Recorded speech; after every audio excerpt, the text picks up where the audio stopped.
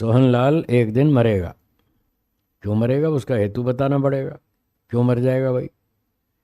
या कोई कहे सोहनलाल अमर है, दूसरे का ये पक्ष है सोहनलाल कभी नहीं मरेगा, तो उसको भी हेतु बताना पड़ेगा क्यों नहीं मरेगा। तो क्या, सोहनलाल मर जाएगा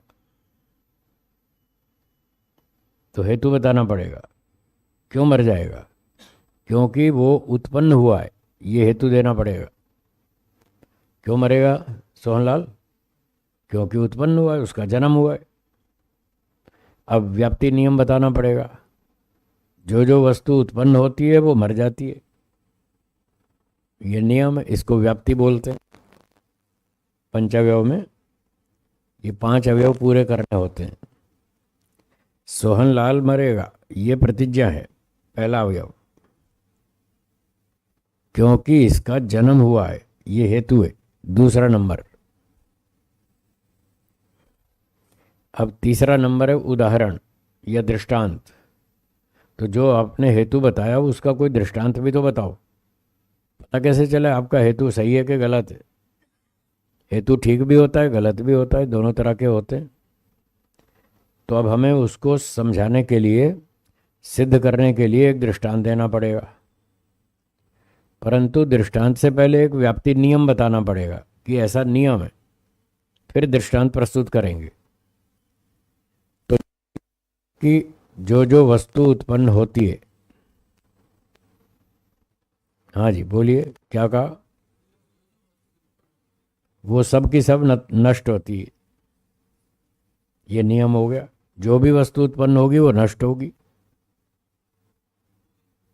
ये हेतु का दूसरा भाग है, हेतु का ही हिस्सा है व्याप्ति।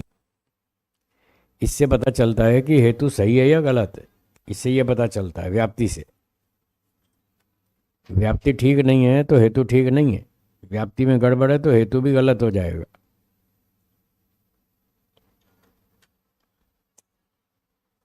तो पंचव्य प्रक्रिया इस तरह से चलती है। पहले प्रतिज्ञा रखेंगे, सोहनलाल मरेगा, हेतु क्योंकि उसका जन्म हुआ है, व्याप्ति जिस जिस वस्तु का जन्म होता है वो सब की सब मर जाती है, ये नियम।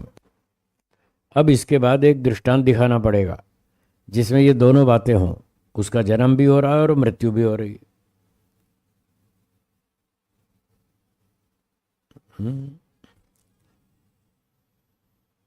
अब कोई दृष्टांत देना पड़ेगा। जैसे जैसे राजगुरु सुखदेव भगत सिंह, कोई भी नाम ले सकते हैं। ये राजगुरु सुखदेव भगत सिंह सब मर चुके हैं, ये सबको पता है। तो दृष्टांत वो होता है जो सबको पता है, जिसको वादी प्रतिवादी दोनों स्वीकार करते हैं, उसका नाम दृष्टांत। जिसको एक व्यक्ति स्वीकार करे और दूसरा ना करे वो दृष्टांत नहीं है। दृष्टांत तो सिद्ध है, दोनों को स्वीकार है। तो भगत सिंह आज जीवित है या मर गया, मर गया। तो ये दृष्टांत है, आप भी मानते हैं हम भी मानते हैं, दोनों पक्ष वाले मानते हैं। तो जैसे भगत सिंह, ये उदाहरण दे दिया। जो जो वस्तु उत्पन्न होती है वह वह मरती है, ये व्याप्ति हुई। और अब उदाहरण, जैसे भगत सिंह, भगत सिंह का जन्म हुआ था, उसकी मृत्यु हो गई। मोहनलाल का जन्म हुआ था, उसकी मृत्यु हो गई।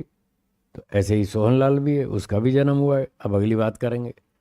तो ये भगत सिंह का उदाहरण दे दिया, मोहनलाल का उदाहरण दे दिया। तो अब इस उदाहरण का इस हेतु के साथ तालमेल है, तभी तो दोनों मिलकर साध्य की सिद्धि कर पाएंगे। तो 3 अवयव ये हो गए, प्रतिज्ञा, हेतु, उदाहरण। चौथा है उपनय। चौथा कौन सा, उपनय। उपनय का अर्थ है दोनों का तालमेल बिठाना, उदाहरण को और साध्य को, दोनों को एक जैसा दिखाना। ये दोनों एक जैसे हैं। तो उपनय में हम ये बोलेंगे, जैसा भगत सिंह वैसा सोहनलाल, दोनों एक जैसे। क्या समानता है दोनों में, वो जन्म लेने वाली समानता है, जो हेतु था उसकी समानता दिखाएंगे दोनों में। जैसे भगत सिंह का जन्म हुआ,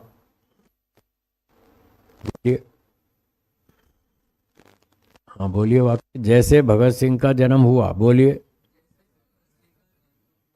ऐसे ही सोहनलाल का भी जन्म हुआ था। दोनों एक जैसे हो गए ना। भगत सिंह का जन्म हुआ, सोहनलाल का भी जन्म हुआ, तो दोनों एक जैसे हो गए। दोनों को एक जैसा दिखाना, ये उपनय है। चौथा चौथा अवयव उपनय। और पांचवा है निगमन। निगमन में सारी बात का सार निकल आएगा। तो दोनों एक जैसे हैं। जैसे भगत सिंह का जन्म हुआ, ऐसे सोहनलाल का भी जन्म हुआ। अब पांचवा है निगमन। इसलिए क्योंकि सोहनलाल का जन्म हुआ था, इसलिए वो मरेगा। ये पांच बात पूरी हो गई, बात सिद्ध हो गई कि सोहनलाल मरेगा। इसको पंचअवयव कहते हैं। ये पांच बातें कहकर अपनी बात को सिद्ध किया जाता है। ये न्याय दर्शन की एक पद्धति है, बातों को साध्य को सिद्ध करने की ये पद्धति है। तो इस पद्धति में हेतु भी दिया, उदाहरण भी दिया, और हेतु और उदाहरण का तालमेल दिखाया। ये हेतु है, ये उदाहरण है, इस हेतु से ये उदाहरण तालमेल रखता है, इसलिए दोनों मिलकर साध्य की सिद्धि कर रहे हैं। तो जब हेतु प्रस्तुत किया, उस समय उदाहरण प्रस्तुत नहीं किया था। दो चीजें एक साथ तो बोल ही नहीं सकते, बारी बारी से ही तो बोलेंगे। जब हेतु बोलेंगे तो उदाहरण अभी बोला नहीं, जब उदाहरण बोलेंगे तो हेतु गायब हो जाएगा, वो तो एक सेकंड में मर ही जाएगा। क्षणिकवाद में वो एक सेकंड से ज़्यादा टिकता नहीं। तो ये बात यहाँ कह रहे हैं, दृष्टांत असिद्धेश्च। क्षणिकवाद में जब हेतु प्रस्तुत करेंगे, क्योंकि सोहनलाल का जन्म हुआ था, जब ये बात कहेंगे, तब तक भगत सिंह का उदाहरण नहीं दिया, तो उदाहरण की सिद्धि नहीं हो पाई। हेतु रखा और एक सेकंड में वो मर गया। अब जब उदाहरण का देने का नंबर आएगा, जैसे भगत सिंह, तब तक हेतु मर गया, तो किसका उदाहरण दे रहे हैं, किसके साथ तालमेल दिखा रहे हैं, उदाहरण का। इसलिए उदाहरण आपका बनेगा ही नहीं। क्षणिकवाद में हर वस्तु क्षणिक होने के कारण उसमें उदाहरण सिद्ध ही नहीं होता, और जब उदाहरण सिद्ध नहीं होता तो फिर पक्ष की सिद्धि कैसे होगी, उसका साध्य भी सिद्ध नहीं होगा। उदाहरण की सहायता से तो सिद्ध होता है, और उदाहरण सिद्ध हो नहीं पाया, इसलिए आपका पक्ष सिद्ध नहीं होगा। हर वस्तु क्षणिक है, ये बात सिद्ध नहीं हो पाएगी। ये हुआ 37वां सूत्र। बोलिए पंचअवयव फिर से। पहला प्रतिज्ञा, हाँ बोलिए प्रतिज्ञा। दूसरा हेतु।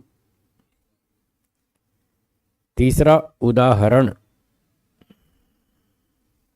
चौथा उपनय। उपनय उपनय। पांचवा निगमन निगमन। ये पांच अवयव, ये क्रम से प्रस्तुत करने पड़ते हैं, तब कोई बात सिद्ध होती है। व्याप्ति व्यापक नियम। व्याप्ति मतलब व्यापक नियम, वो हेतु के बाद कहना होता है, उदाहरण से पहले, क्योंकि वो हेतु का ही एक हिस्सा है, हेतु का ही भाग है व्याप्ति। व्याप्ति के बिना पता नहीं चलता हेतु ठीक है या गलत।